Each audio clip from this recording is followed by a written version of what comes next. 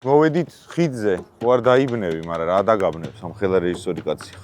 არ გეგონოთ, რომ პირველად ხვდებით, ერთმანეთს გუშინად შევხვდით, ეს ხო არ გამიბრაზდება. თქვენ რა გენაღლებათ, იქ შეკეტილები ხართ და მღერით და ცეკვათ ნაღლებით ასე წარმოუდგენია. რისგან შედგება შენი სამუშაო პროცესი, მანამ სანამ დაიწყებ მუშაობას მსახიობად?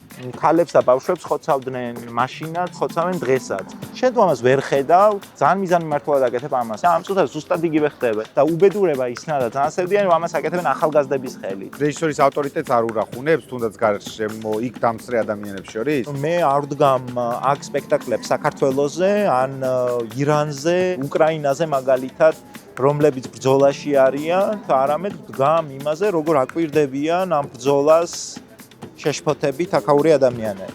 მე მკაფიოდ მახსოვს, როდის და რატომ მომინდა მეხსიერებისთვის ზე დამეშენებინა ჩემი წარმოსახვა. ფიქრობ იმაზე, როგორ მინდა რომ ვილაპარაკო. შენ თუ გქონია მსგავსი განცდა, რომ რაღაცას ვერაფერ ხებ, ვერ ცვლი, მაგრამ თუ ამას ვერ ვაკეთებ, მოდი ამის შესახებ სხვას მაინც გავაგებინებ.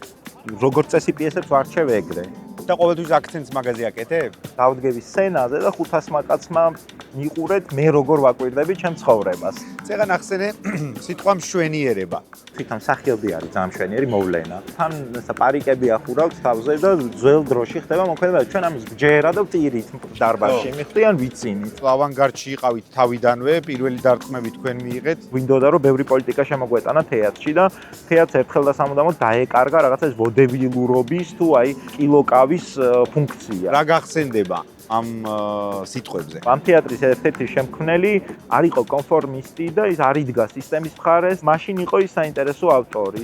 რობიკოს გულისხმობ, რობერტ ზურაბას გულისხმობ. ზუსტად პროტესტში, მოძრაობაში, როცა უკვე ინტირანოსი გაჩნდა, უკვე როცა ანდრო დაიჭირეს. გმირული საქმე იყო, რაც თქვენ გააკეთეთ მაშინ. ჭკვიანად არ ვიქცევი, მოკლედ არც აქ ამის თქმა მინდა რა. ანუ აქაც პრობლემა ვარ და მგონია რომ ჩემი ფუნქციაც ეგ არის, რომ პრობლემა უნდა ვიყო. და რა არის სამომავლო გოლები? ეს რომ მე რადიკალური ახალგაზრდა ვარ, ეს არის ერთადერთი, რაზეც ქართული რეჟიმი და გერმანული თეატრი თანხმდება.